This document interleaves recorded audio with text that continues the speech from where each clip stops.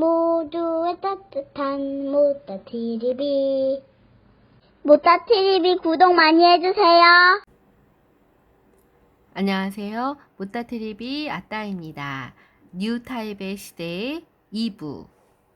이 시간은 5장 뉴타입은 어떻게 일하는가, 6장 뉴타입의 비즈니스 전략은 무엇인가, 7장 뉴타입의 학습력은 어떻게 다른가, 8장 뉴타입은 어떻게 조직을 운영하는가에 대한 이야기입니다. 뉴타입은 어떻게 일하는가, 자신이 빛나는 자리를 찾아 움직여라. 복수의 조직을 넘나들며 일한다.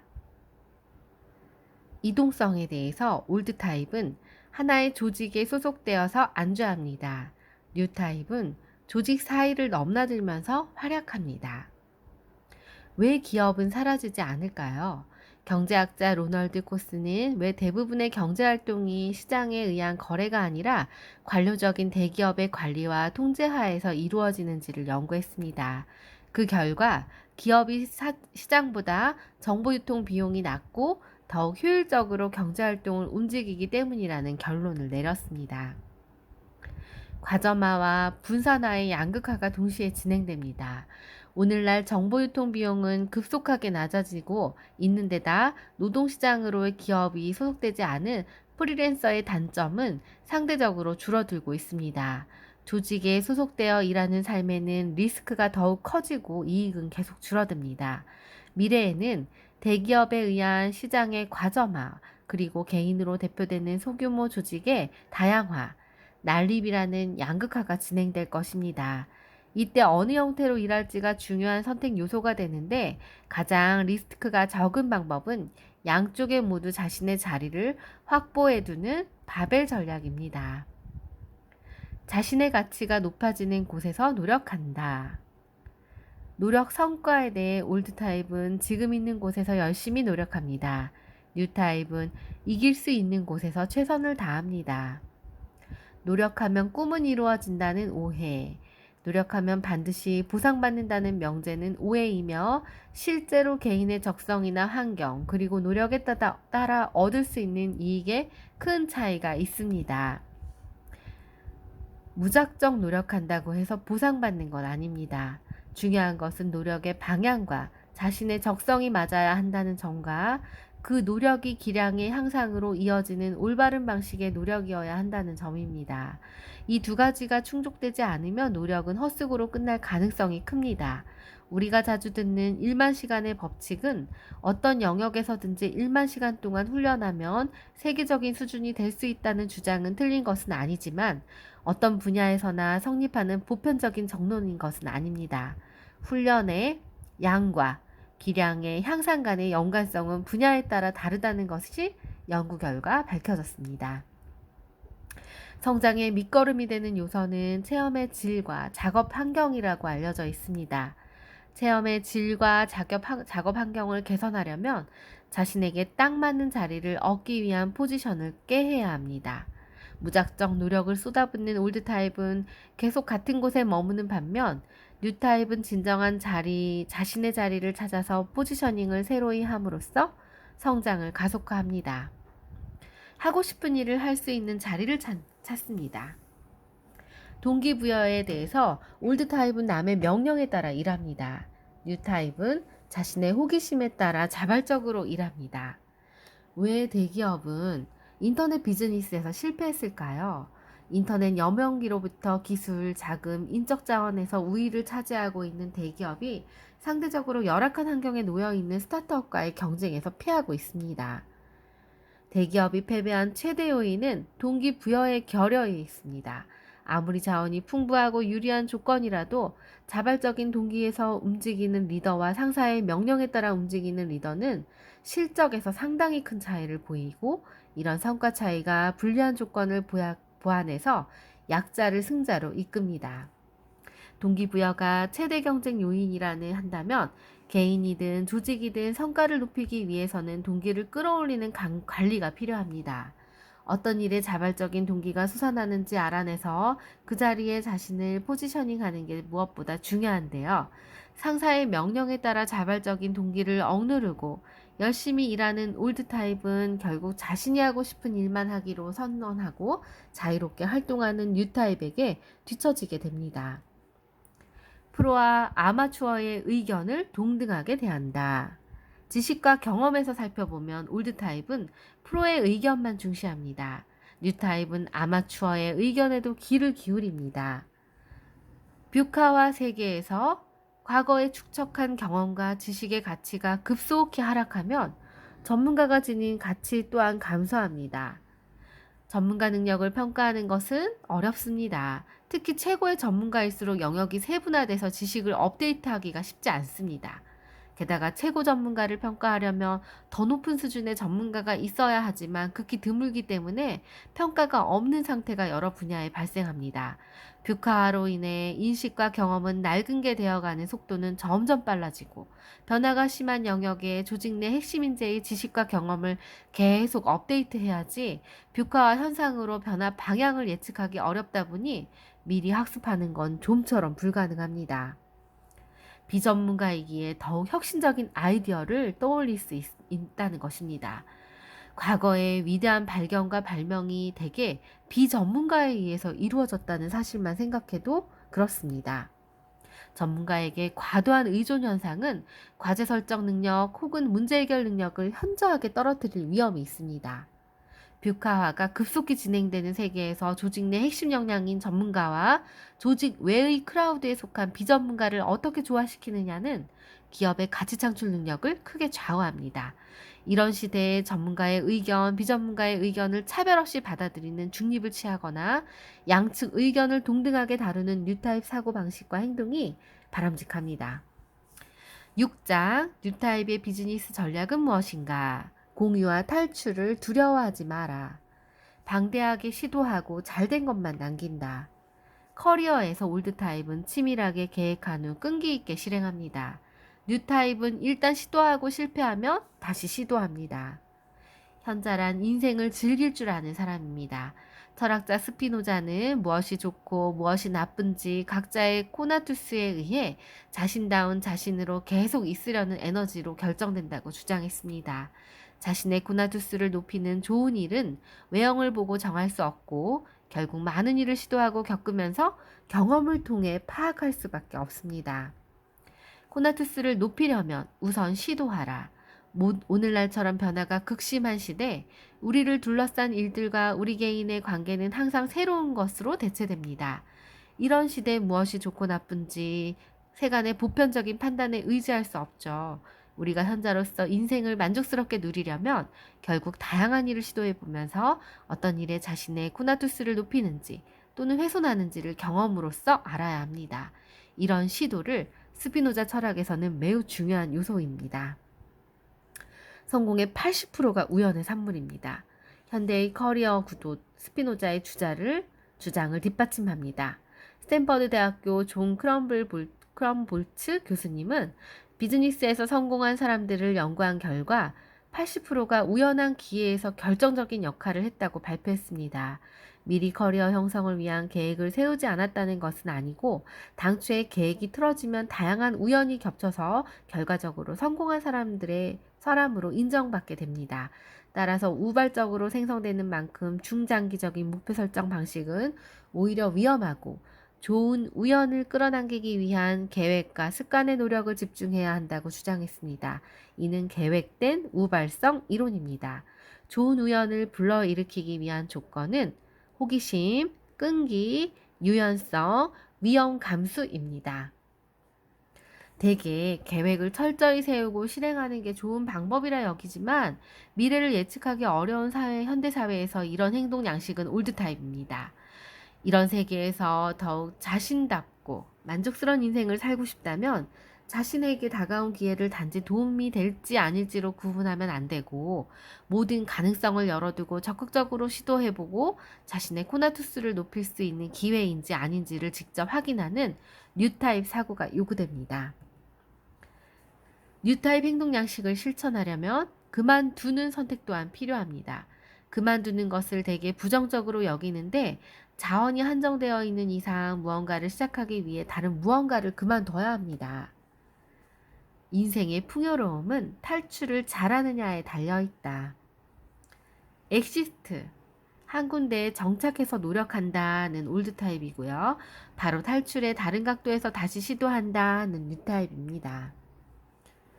통증은 부정적인 감각이긴 하지만 생물의 진화 과정에서 이 부정적인 감각을 획득하여 성질로서 계속 유전해온 이유는 통증을 느끼는 감각이 생존에 매우 중요하기 때문입니다. 지식 자체를 습득하기보다 판단이 필요한 순간 지금 여기에서 자신의 감각을 어떻게 반응하는지 민감하게 알아채는 능력이 훨씬 더 중요하다고 할 수 있습니다. 감정도 그렇죠. 전략상 탈출은 가장 효과적인 전략입니다. 동물은 위기에 직면하면 맞서 싸우든지 혹은 도망치는 거, 이 두 가지 반응으로 나타납니다. 우리는 대개 도망치는 행위를 부정적으로 인식하는 경향이 있는데 오늘날처럼 불안정한 사업의 단명화가 두드러진 시대에 능숙하게 탈출하느냐 아니냐는 풍요로운 인생을 좌우하는 중대한 요인입니다. 이런 상황에서 변함없이 한자리에 머물며 꾸준히 노력하는 자세가 최고라고 여기는 올드 타입은 자신의 인생을 파탄낼 위험성이 큽니다. 도망치는 용기도 필요한데요. 뉴 타입은 이동성이 높습니다. 그래서 같은 자리에 머물고 노력을 계속한다는 고려한 도덕관념에 얽매이지 않고 직감과 미의식에 따라 자유롭게 움직입니다. 개인의 이동성이 높아지고 탈출이 쉬워지면 노동시장의 유동성도 늘어나고 무의미한 엉터리 일자리는 남지 않게 됩니다. 또 방향 무익한 행동을 되풀이하는 올드 타입의 권력자도 더 이상 자리를 유지할 수 없습니다. 공존하고 나누는 사람의 최종 이익이 커진다. 공유와 증여에서 올드 타입은 빼앗아 독점한다. 뉴 타입은 나누고 공유합니다. 공유는 선인가 악인가? 한때 비즈니스 세계에서 독점이 선이고 공유는 공산주의에 물든 악의 도구마로 인식되어 왔죠. 하지만 오늘날 다양한 영역에서 공유에 기초한 비즈니스가 큰 부를 창출하고 있습니다. 애덤 그랜트의 연구에 따르면 테이커는 단기적인 이익이 얻는 반면 기버는 중장기적으로 테이커보다는 큰 이익을 얻습니다. 이는 인생에서 직업을 갖는 기간이 길어지고 또 다양한 조직의 평판이라는 사회적 자본을 축적해야 하는 현대 사회에서는 테이커보다 기버가 최종적으로 얻을 수 있는 이익이 더 커진다는 사실을 시사합니다. 역사를 돌아봐도 단기적인 이득을 지향하고 독점을 추구한 나폴레옹이나 히틀러의 번영은 단기간에 끝났지만 세력 균형에 의한 공존과 번영을 지향한 영국이 훨씬 오랜 세월 번영을 구가했습니다. 7장 뉴타입의 학습력은 어떻게 다른가? 철진한 지식의 패턴을 리셋하라. 상식을 상대화하여 양질의 질문을 만든다. 기초 교양을 올드 타입은 과학에 의존해 관리합니다. 뉴 타입은 기초 교양을 활용해서 구상합니다. 도움된다와 의미가 있다 두 가지 효용 가운데 물건이나 편의성의 과잉 현상이 나타나고 있는 선진국에서는 도움되는 일이나 상품보다 의미가 있는 일이나 상품의 큰 가치를 인정받고 있습니다. 구상력을 높이려면 기초교양이 필요하고 과학은 주어진 문제를 해결할 땐 매우 예리한 도구지만 처음 질문을 설정할 때는 큰 역할을 하지 못합니다. 리더는 문제를 설정하는 사람입니다. 조직 상층부의 문제 설정을 담당하고 조직 하층부는 문제 해결을 담당하는 사실을 생각할 때 미국 페이스 케일사의 조사 결과는 당연한 것이라고 할 수 있는데 하지만 최근 10년간 이 관계가 붕괴돼서 기업 조직의 상층부가 문제 해결에 매달리는 상황이 수없이 발생하고 있습니다. 이런 상황에 빠지면 조직에서 비전이나 존재의식은 사라지고 경영은 오로지 핵심 성과 지표와 생산성만 추구하게 됩니다. 그러면 직원들은 심신이 피폐해지고 도덕은 해이해지며 컴플라이언스 위반이 속출됩니다.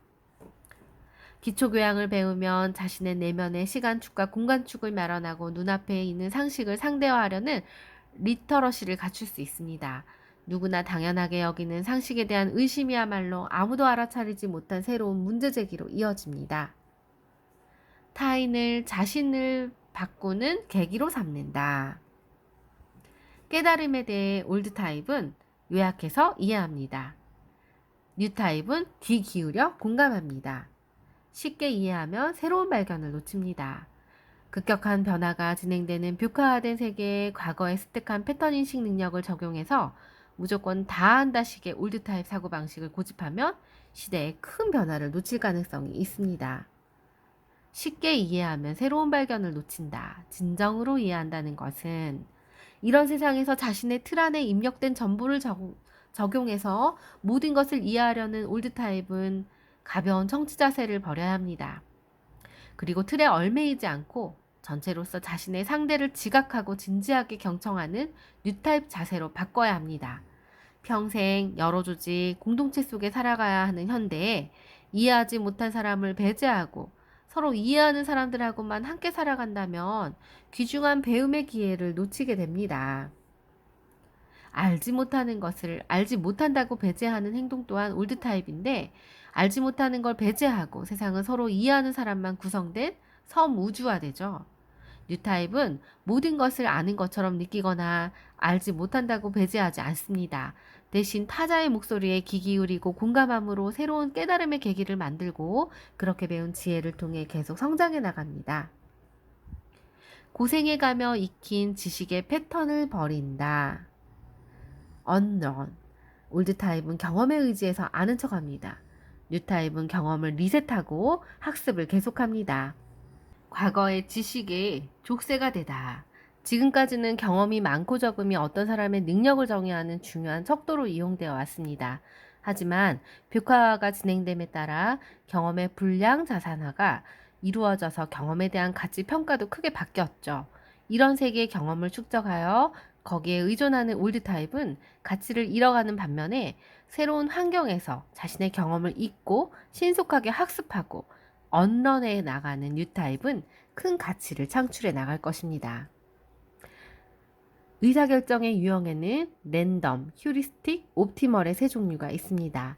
랜덤은 직감으로 해답을 구해 의사결정을 하는 예술을 말하고, 휴리스틱은 경험치의 근거에 꽤 괜찮은 해답을 찾아 의사결정을 하는 기술입니다. 옵티멀은 사실과 논리의 의거해서 최적의 해답을 찾아 의사결정을 하는 과학입니다. 경험치에 크게 의존하는 휴리스틱은 환경 변화에 따라 상대적으로 가치가 저하될 우려가 있습니다. 중요한 것은 낡은 학습의 리셋입니다. 지능에는 분석과 논리 등 정보 처리 능력에 기초한 유동성 지능과 축적된 경험치에 기초한 결정성 지능 두 가지가 있는데요. 환경 변화가 격심한 세계에서는 결정성 지능의 가치가 상대적으로 저하됩니다. 이런 세계에서 경험에만 의존하는 올드타입의 행동 양식은 위험성이 큽니다. 앞으로 환경 변화에 따라 자신이 배우고 익힌 산업을 업데이트하는 학습 민첩성을 지닌 뉴타입이 활약하게 됩니다. 8장, 뉴타입은 조직을 어떻게 운영하는가? 낡은 권력 대신에 새로운 시스템을 구상하라. 이동성을 높여 쇠퇴한 조직을 없앤다. 권력에 대해 올드타입은 분위기를 파악해서 동조하고 알아서 대우합니다. 뉴타입은 의견을 내고 퇴장합니다. 뷰카화된 세상에서 경험이 무가치해지므로 경험이 풍부한 연장자에게 계속 의사결정을 맡긴다면 위험성은 커집니다. 이런 시대에 무능력해진 윗사람의 비율을 맞추고 충성을 다해 권력의 혜택을 보려는 올드타입이 증가하면 조직 내 의사결정의 질은 끊임없이 낮아지고 도덕은 붕괴하고 조직의 성과는 하락합니다. 조직 내 의사결정의 품질은 높은 수준으로 유지하려면 연장자에게 자신의 의견을 내고 경우에 따라 엑시트까지 불사하는 뉴타입의 사고방식이 필요합니다. 뉴타입은 조직 밖에서 통용되는 기술과 기술 등의 지식 등의 인적 자본을 축적하는 동시에 평판과 신용 등의 사회적 자본도 축적하여 유동성을 높입니다. 뉴타입이 자신의 안위를 지키는 데 급급해하지 않고 연장자에게 의견을 내고 엑시트할 수 있는 까닭은 이런 인적 자본과 사회적 자본이 뒷받침하는 이동성이 있기 때문입니다. 뉴타입이 자신의 가치관에 따라 의견을 내는데 받아들여지지 않고 결국 엑시트하는 사람이 늘어나면 이른바 블랙 기업으로 대표되는 조직은 존속할 수밖에 없게 되죠. 권위가 아닌 문제 해결로 행동한다. 상사와 부하에 대해서 올드타입은 상대의 지위나 직함에 따라 행동이 달라집니다.